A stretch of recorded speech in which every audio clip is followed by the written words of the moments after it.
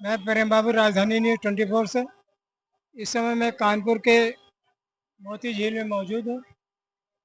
यहाँ नगर निगम में सफाई कर्मचारी और जल कल विभाग के कर्मचारी अपनी कुछ मूलभूत समस्याओं को लेकर के आंदोलित हैं।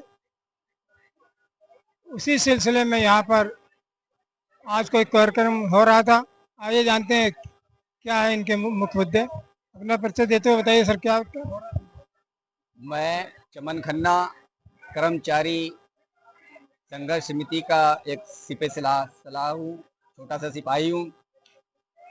आज कर्मचारियों ने जो काफ़ी वर्षों से पीड़ित थे, हद से ज़्यादा पीड़ित थे, उन्होंने हड़ताल की घोषणा करी। हड़ताल इस बात का है कि नगर निगम प्रशासन हठ धर्मी कर रहा है। नगर निगम प्रशासन संविधान के विरुद्ध, नियम कानून के विरुद्ध काम कर रहा है। नगर निगम प्रशासन जिनकी कम वेतन होती है उनको प्राइवेट सेक्टर में भेजने का काम कर रहा है बिना उनकी राय मशवरा के। एक नगर निगम अधिनियम है, उस अधिनियम के अनुसार जिस बीट पर कोई भी काम करता है, सफाई कर्मचारी काम करता है, उस बीट पर यदि कोई दूसरा काम करता है तो उसको वही वेज दिया जाता है, वही वेतन दिया जाता है जो परमानेंट कर्मचारियों को दिया जाता है। परंतु नगर निगम प्रशासन ऐसा नहीं कर रहा। उन्होंने संविदा पर कर्मचारी लगा रखे हैं। संविदा एक्ट कहता है कि जो निरंतर काम होता है, जो निरंतर काम चलता है, उस पर संविदा एक्ट लागू नहीं होता है। ये संविधान का जो संविदा एक्ट बोल रहा है, उसके बावजूद भी ये कम वेतन पर उनको रखे हैं।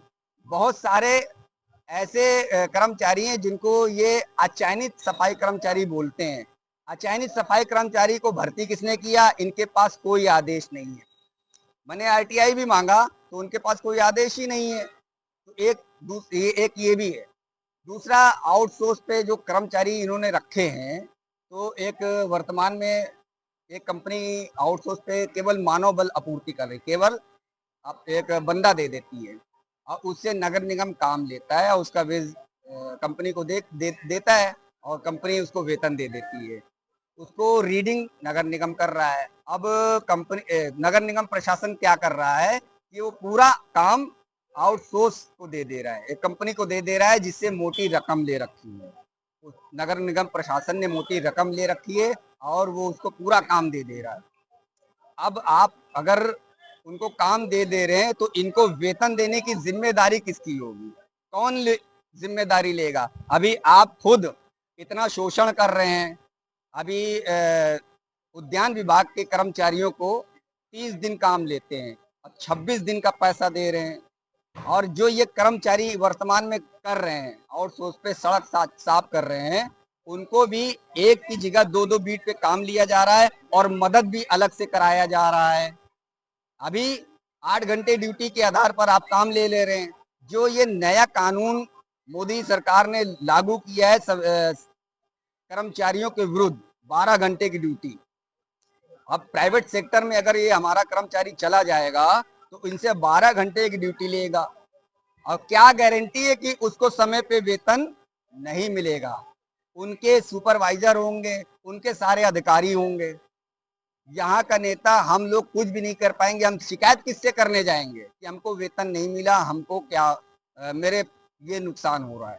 हम शिकायत किससे करने जाए? सारे अधिकारियों का, यहाँ नगर निगम के अधिकारी से भी नहीं कह पाएंगे।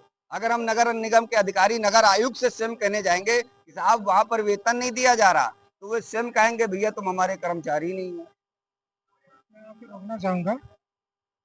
मुझे तो ऐसा लगता है यहाँ के कर्मचारियों की बात सुन करके शायद यहाँ के कर्मचारियों का जो सामाजिक सुरक्षा है, आने वाला भविष्य है, उनकी ना तो नौकरी की कोई व्यवस्था है कि कितने पीरियड तक रहेगी, ना ही उनके बच्चों का भविष्य है।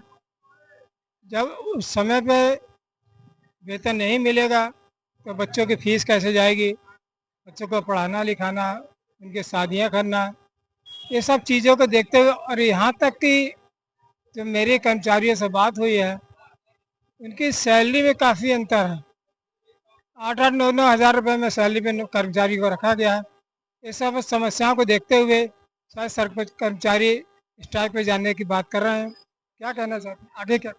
स्ट्राइक पे चले गए भाई। एक देश, एक नियम, एक कानून है, तो सारे कर्मचारी जो काम कर रहे हैं रोड पर, तो इनका वेतन अलग अलग क्यों दे रहे हैं? संविदा कर्मचारी का वेतन अलग है, वही काम मतलब एक काम एक वेतन, समान वेतन। समान वेतन ही नहीं दे रहे हैं। एक काम जिस बीट पे कोई कर्मचारी काम कर रहा, तो संविदा को अलग दे रहे हो, चयनित कर्मचारी को अलग दे रहे हो, परमानेंट कर्मचारी को अलग दे रहे हो, और सीटी वाले कर्मचारी को अलग दे रहे हो। ये कहाँ का समानता है? यानी आप नियम के विरुद्ध काम, एक ही काम के चार चार प्रकार की सैलरी, 5 प्रकार की सैलरी, एक 4 नहीं 5 प्रकार की सैलरी दे रहे हैं। ये नियम विरुद्ध है, कानून के विरुद्ध है। ये कौन कर रहा है? नगर निगम प्रशासन कर रहा। तो इसके विरोध में क्या करेंगे? हड़ताल तो करनी पड़ेगी। आज से हमारे सारे कर्मचारियों ने हड़ताल की घोषणा करी है, और तब जब तक हड़ताल रहेगी, जब तक आप कर्मचारी की बात नहीं मानेंगे। और एक अहम बात कि कानपुर नगर निगम प्रशासन से हम लोगों ने, कानपुर के जितने भी जनप्रतिनिधि है, उन लोगों से हाथ जोड़कर निवेदन भी किया था, जा जाके मिले, ज्ञापन दिया कि साहब आप हमारी जो समस्या है उसका निराकरण करवाइए। अब उन्होंने भी हमारी समस्या का निराकरण नहीं कराया है। तो अब जब आपने हमारी नहीं सुनी, तो कानपुर शहर में कल 27 में 2027 में आप आएंगे तो हम आपकी भी नहीं सुनेंगे। आपने हमारी नहीं सुनी तो हम भी आपकी नहीं सुनेंगे।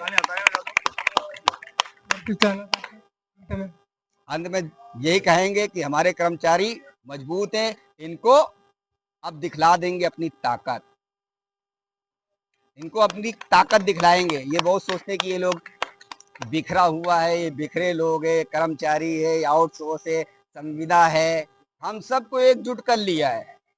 अब एकजुट कर लिया है, अब तुमको दिखाएंगे कि हमारी ताकत क्या होती है।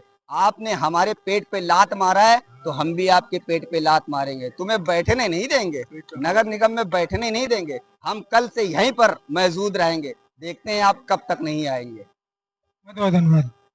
जरूरत नहीं है, क्योंकि ये आज बहुत ऐतिहासिक फैसला होने वाला है, बहुत ऐतिहासिक आम सभा है।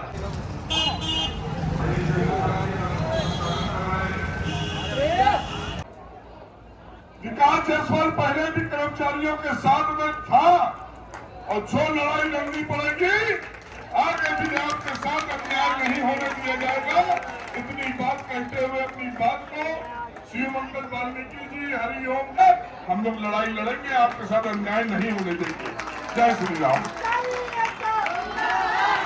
देखिए, जितने कर्मचारी आज 5 मिनट गलियारे में हैं, अब सब लोग आ जाइए। हम लोग जो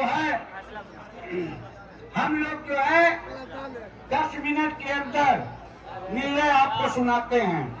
जब आप बरसते पानी में उस दिन खड़े रहे, तो आज जो है धूप में भी खड़े हो लो। हम तो दिन भर फील्ड में धूप में काम करते हैं।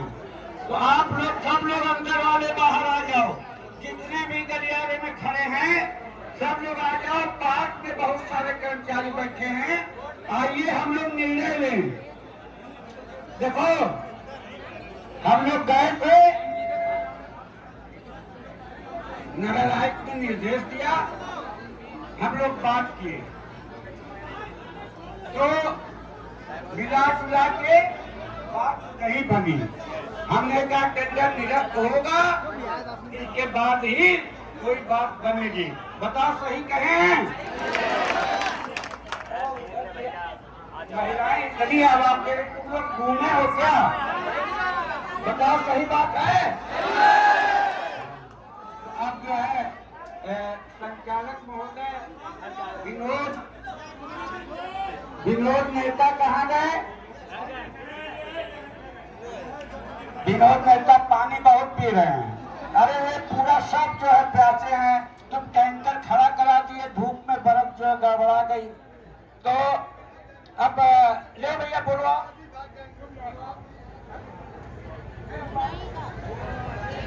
अब मैं पुनः हरिओम से विनोद जी से अनुरोध करेंगे कि वो आए और सभा को हमारी संबोधित करने जा रहे थे। वो पुनः वो 2 मिनट के अंदर हमारे कर्मचारी साथियों को मार्गदर्शन दे, संबोधित करें उनमें ऊर्जा भरें, इसलिए उनको 2 मिनट और एक्स्ट्रा है ऊर्जा भरने के लिए।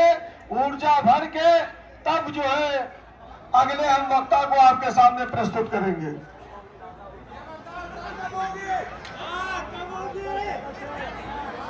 हेलो,